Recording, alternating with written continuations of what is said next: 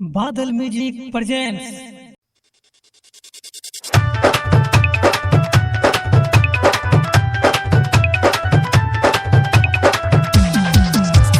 बादल recording studio Khagaria.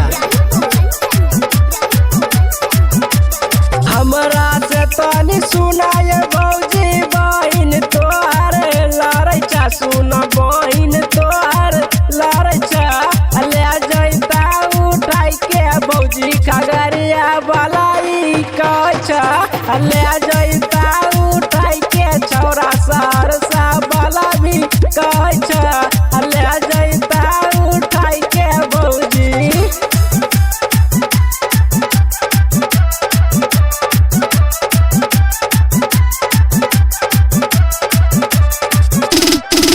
तोरा बहिन के भौजी न छोड़बा, ये सुना तोरा बहिन के भौजी न छोड़बा।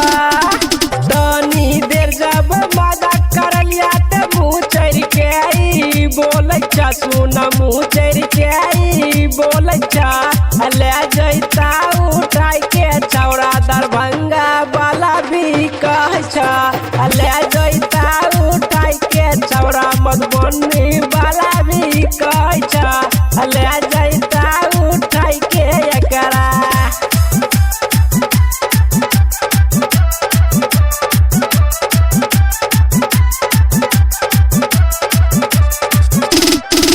तोरा बहिन के दुल्हन बनोइबा, ये भौजी तोरा बहिन के दुल्हन बनोइबा।